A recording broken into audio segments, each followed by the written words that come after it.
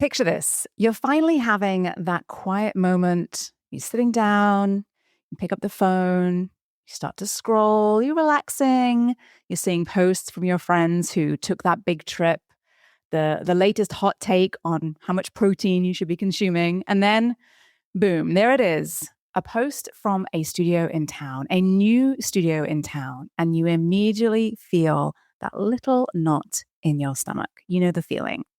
And then suddenly they're everywhere. You're grabbing coffee in your local hotspot and overhear someone talking about them. Perhaps your clients are curious. Perhaps you see them appear more and more in your feed. And then somehow people who used to come to your studio are suddenly trying the new place down the street. And the hardest part is that you're sitting there thinking, but we were here first. You've built the community. You survived the hard years. You spent years refining your teaching skills, building relationships, and creating something meaningful. So why does it suddenly feel like those newer studios have all the momentum? Today, I'm talking about the real reason that established studios actually lose clients to newer competitors. And spoiler alert, it's usually not because the newer studio is better. It's because novelty creates attention. But what I want you to know is that your positioning is what creates long-term loyalty. And there's a massive difference between the two. Well, hi there, I'm Seran Glanfield. I'm a business and marketing strategist just for boutique fitness studio owners like you. If you're ready to be inspired and make a bigger impact, you're in the right place. All you need are a few key strategies, the right mindset, and some support along the way. Join me as I share the real-life insights that will help you grow a sustainable and profitable studio. This is the Pilates Business Podcast. Welcome back to the Pilates Business Podcast. I'm Seran Glanfield. I'm the founder of Spring 3 Studio Business Consulting. And today's episode is one I know is going to hit home for a lot of studio owners right now. Because whether you own a Pilates studio, a yoga studio, or another boutique fitness studio business, competition feels louder than ever. It is actually. There is more competition than we have ever seen. This industry is booming. New studios are opening constantly. New franchises are popping up and expanding.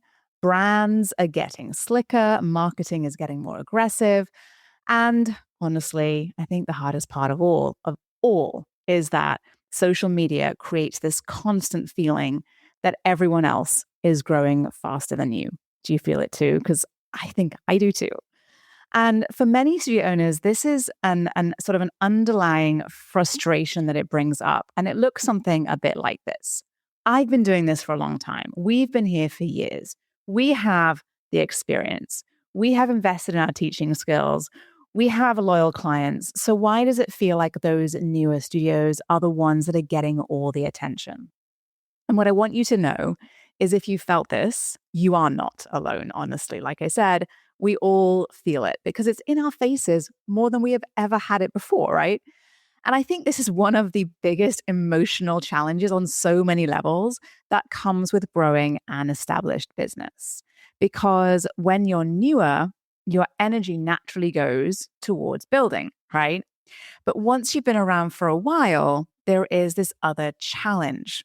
And that challenge is staying relevant without just constantly chasing that reinvention.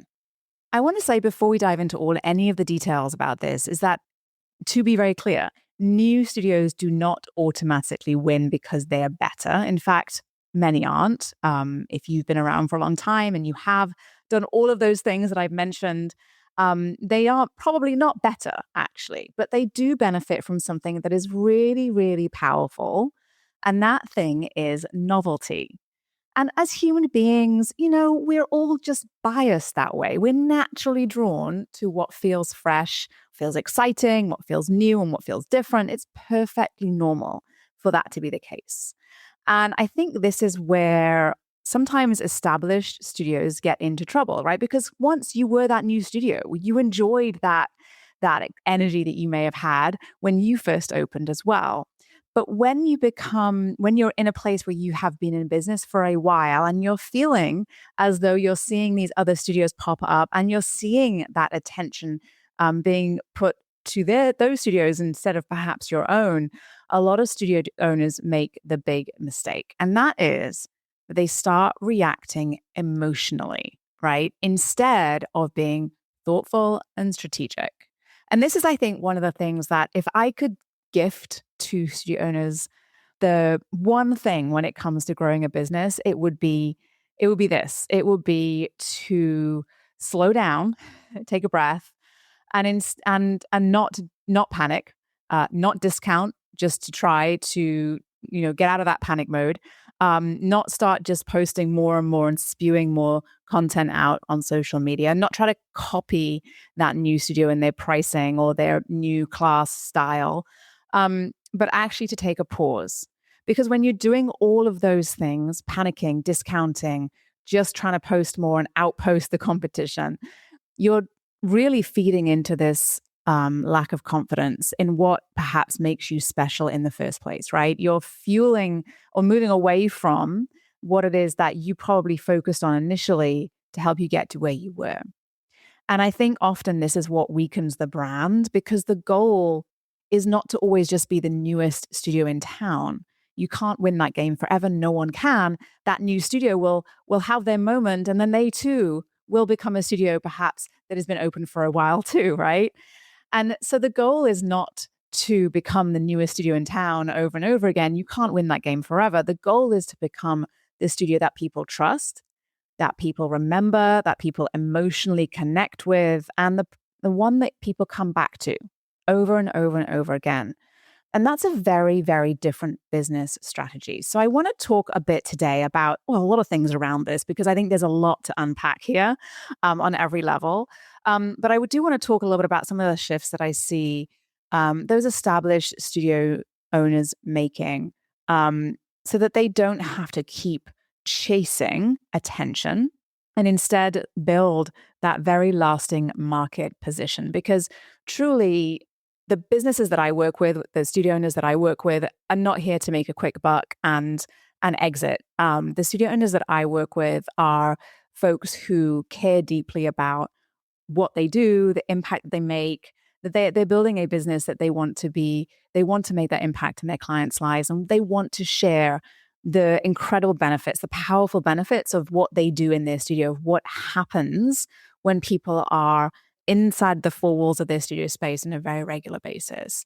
And in order for that to happen, you also have to be around for a while, right?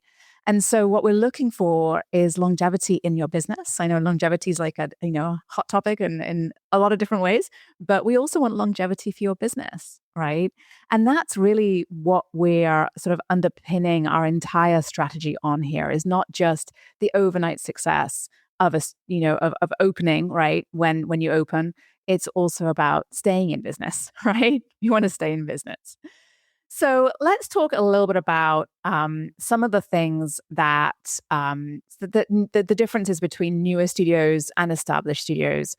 And I think that one of the biggest mistakes that established studios make is assuming that clients will stay because they have always stayed. So what I mean by that is that they will come because they've always come. They've always booked into the Tuesday at 10 a.m. They will always book into the Tuesday at 10 a.m. class, right? But that history that they may have with your studio does not in and of itself alone create loyalty. What actually creates loyalty is an identity, right? And what new studios do is they naturally generate that curiosity. So they sell, there's a selling of excitement in those early days, right? People want to try the new thing. People see the new space. They want to check it out. They want to experience that new energy, right? That's human behavior. I have done it. I'm a very loyal, very, very loyal client to a few different studios, but I am always keen. I mean, this is also what I do, but I'm always keen to go and check out the new thing and to see what it's about, right? It's human behavior to want to see, right? The new restaurant opens in town. It's the same way. It may not be your new favorite place. You may not even really like the kind of food they have there, but you kind of want to go and check it out, right? And it's the same thing when a new studio opens. But that novelty often doesn't stay, right? But what does last is the identity that people have as part of your community and what you do. And this is where those very mature brands separate themselves, because clients will eventually ask themselves and come to the perhaps that moment where they realize, where is it that I feel most comfortable? Where do I feel like I most belong? And it's not which studio has the newest reformer, right? Or which studio has the latest gadget and gizmo, or whatever it might be. They're looking for where a place that feels like they want to be a part of, right? And I think this is a very important distinction, because the strongest studios in town are not just places that people attend for the sake of checking it out, looking at it, right? The strongest studios in town, the ones that have that longevity factor, are the ones that become part of people's routines, part of their relationships, where they see people they know, part of their lifestyle, part of their identity, right?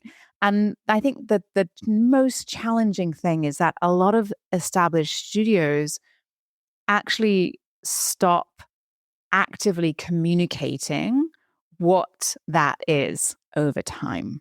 I think early on, studio owners are often very, very good at this, because we're very focused on that brand in the early days of a studio, right? But as time goes on, you're faced with other things. You're faced with the operations, the growth, the hiring of the teacher and another teacher, and maybe someone to help with the social media and that front desk person. You're thinking about HR and, SOPs and how to stay, what to spend on your marketing, right? And you're doing all of these other things. And so a lot of times what gets lost in that is that value and the perception that you want people to have of your business. But those newer studios are not there yet, right? They're in a different phase of their growth. So they're aggressively shaping the perception because they want to make an impact. And so they're selling aspiration, they're energized, there's sort of like that impact that they're looking for. And they are doing all of that. And that's all they're doing. Established studios often make the mistake of assuming people already know what we're all about. And what happens is, yes, people may be familiar with what you do, but without being very intentional about the positioning, you ultimately becomes somewhat invisible to even those people who have been coming to you, the most loyal clients that you have. So we want to make sure that you are very consistent, no matter what stage of business you're at, about showcasing the value of what you do, truly. And it makes, once we start to work on this inside of the marketing intensive, which is what I run inside of my Thrive group, we do it in marketing intensive 3 to 4 times a year. And we do a deep dive into the messaging and the positioning of all of our studios. It's fascinating to see how often we realize that we could be doing so much more to showcase that. And all of the little things that you can be doing and the ways that you can do it is exactly what we do inside of the marketing intensive. And it's not that hard. It really isn't, but you just have to know what to do. But first, you have to also have awareness for the fact that you might not be doing it. So maybe you're seeing that here. But it is one of those things that as you grow, it often gets pushed to the wayside. Okay. Now, let's talk a little bit about why clients leave. And I think this can get very, very personal very, very quickly. And I said earlier, it can be very emotional to be in this place as a business owner when you are perhaps concerned about seeing your clients go elsewhere and try that new studio. And it opens up a bit of a can of worms emotionally. Will they like it better? What am I missing? Will they come back? And there's that loyalty that you may have been building for many, many, many, many years. And it can be a bit of a gut punch when you know that your client's gone elsewhere. And even if they've gone just for a day or a couple of sessions or a couple of classes, it can still feel like perhaps they've turned their back on you. And I think that oftentimes it can then lead us to kind of some darker places and some concerns. And like I said, one of the things we often see studio owners then do is sort of react and panic. And that's a result of some of these other thoughts that come along as well. So things like worrying that if clients leave, maybe our classes aren't good enough anymore. And, usually, that's not the real issue, right? And it's the reality that if you have invested in your teaching and you have a rock solid class, you're not going to be losing clients because of teaching quality, right? Sometimes there is more to it than just the teaching quality. And I always say that is absolutely number one priority. You have to be an exceptional teacher. You have to hire exceptional teachers. You have to deliver an exceptional class in order to be competitive. But there's a lot of other things that go into the identity and the perception that people have of your business. Because sometimes we're not losing the client because the teaching quality, that can be exceptional. It can be because perhaps other parts of that client experience stopped evolving, right? Perhaps the energy is a bit stale. Perhaps the communication is a little bit repetitive, right? Perhaps the excitement has faded. The energy is gone. Perhaps the community is starting to perhaps feel less collaborative, right? And this happens very, very quietly, very, very slowly.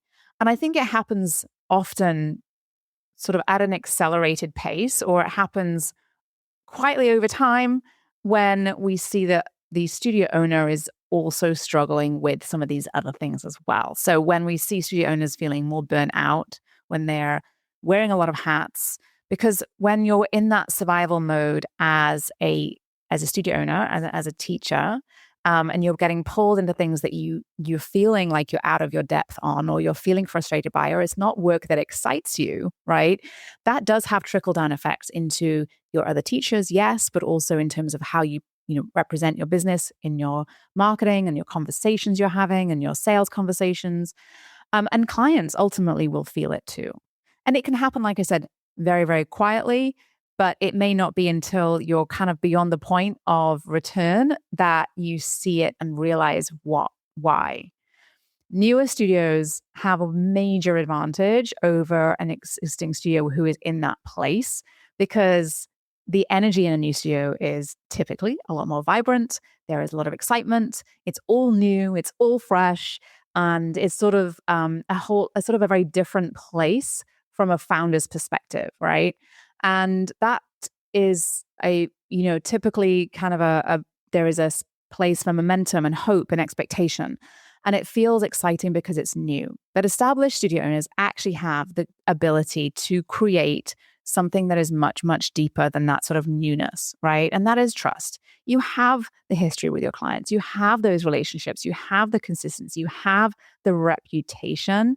And that is really, really powerful, but only if it's activated intentionally. And this is why retaining clients is not just about delivering a class. It is about that, but it's not just about that. It's about continuously renewing that emotional connection, renewing that the inspirational path forward of where you're taking your clients and what they're focused on and why. Because really, when we think of the studio space and what it means to people today, it isn't just about checking the box of I did my cardio workout, I did my strength workout, check the box. There is so much more to it than that. People want to feel like they're a part of something that is alive, that is bringing them energy just because they're in the room, right? Not something that they're just checking the box to do. Okay, so let's talk a little bit about how this impacts in terms of price, competition, et cetera, et cetera.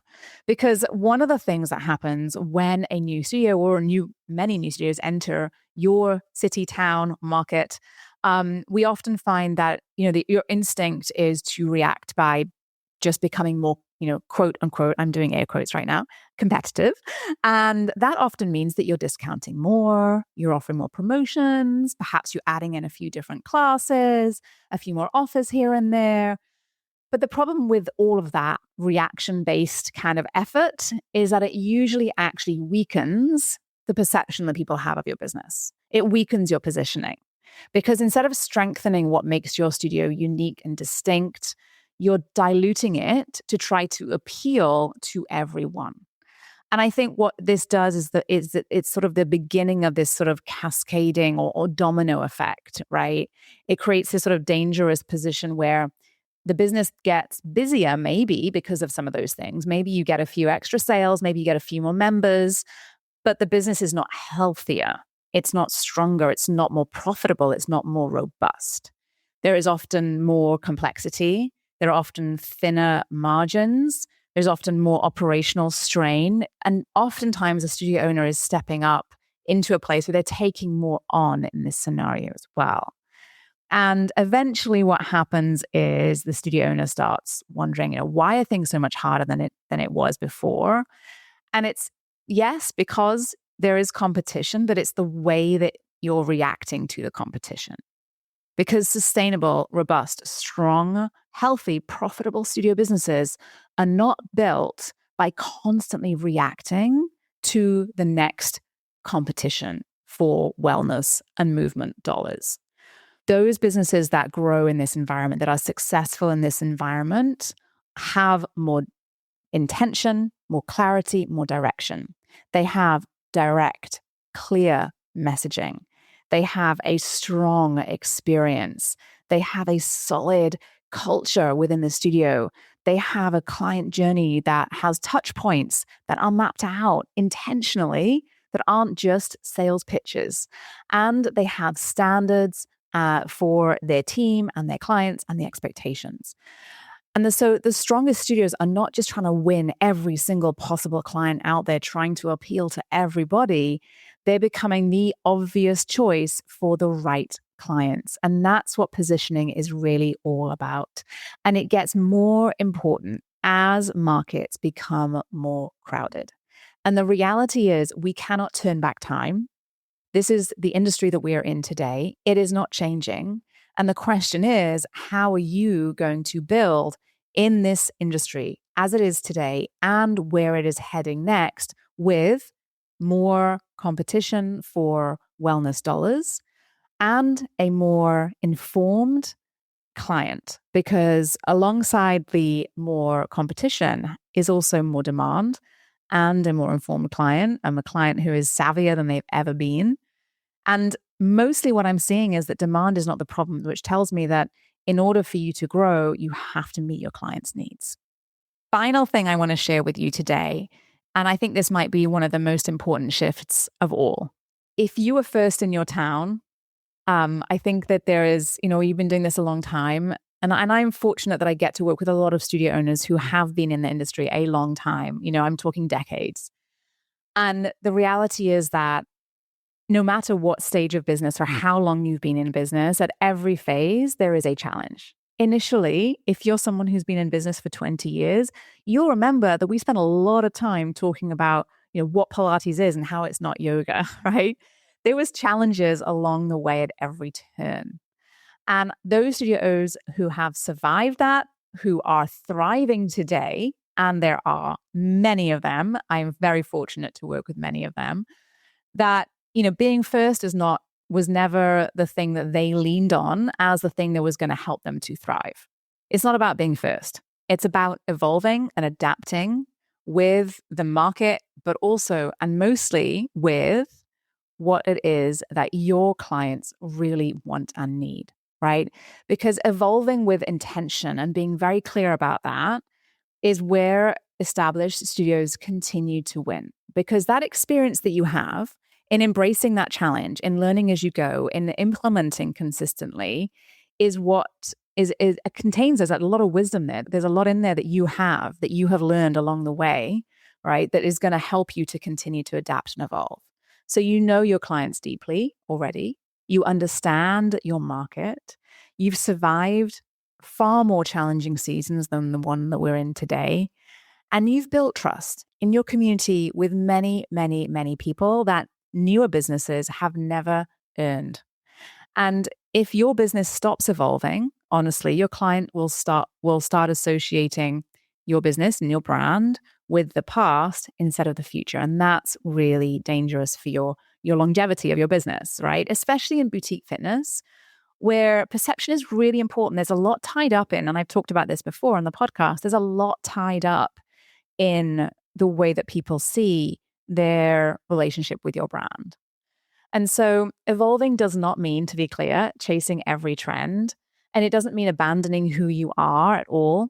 It means that you want to be crystal clear about both of those, about your identity, about who you are and the value that you deliver. It means, though, refining what you're doing. There is not this one big hack that is going to help you get to that next phase of growth. It's going to come down to the unglamorous work, as I like to call it, of sharpening your marketing messaging, of strengthening the client experience, of improving your systems, of deepening your relationships, of improving the retention, of you developing those leadership skills, the communication skills, and creating a stronger connection. And the best studios, honestly, feel, in my opinion anyway, feel both established because there's trust there. You know it works. It has worked. The workout works. But it also is energized, right? So stable and relevant, trusted and evolving, right? And honestly, I think that that's the sweet spot that the studio that just opened down the street is desperately trying to reach. And you are right there. So a few takeaways from today's episode, and I'm glad I shared all this with you, and I'd love to hear your feedback and thoughts because there is a lot that we unpack today and there's so much to it, right? But if you're losing clients to newer studios, it doesn't automatically mean your business is failing. So let's change direction right away.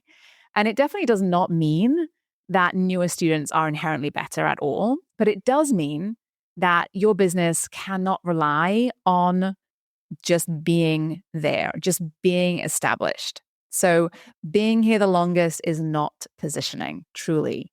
The studios that continue growing in this market that we're in today are the ones that are intentional about evolving their brand, about deepening the relationships they have with their community, about the client experience, about communication, and their leadership over time. So you're not being reactive, you're being very strategic.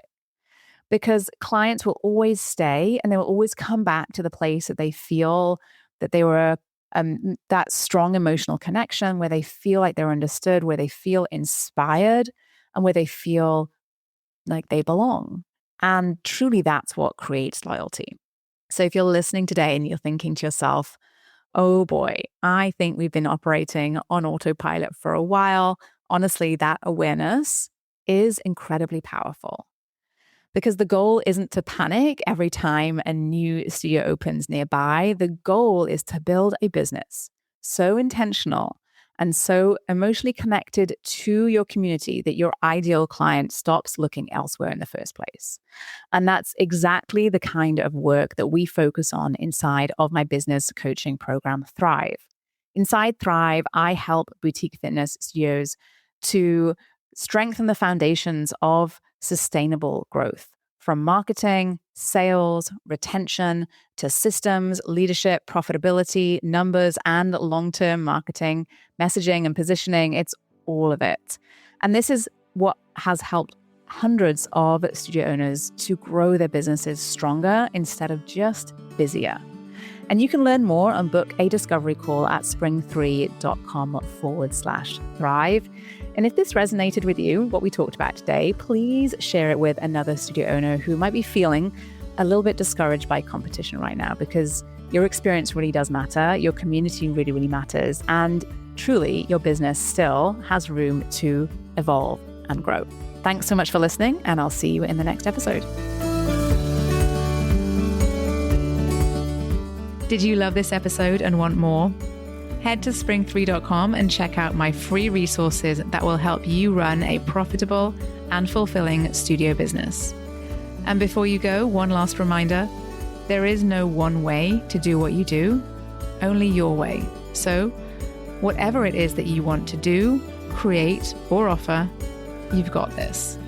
Thanks again for joining me today, and have a wonderful rest of your day.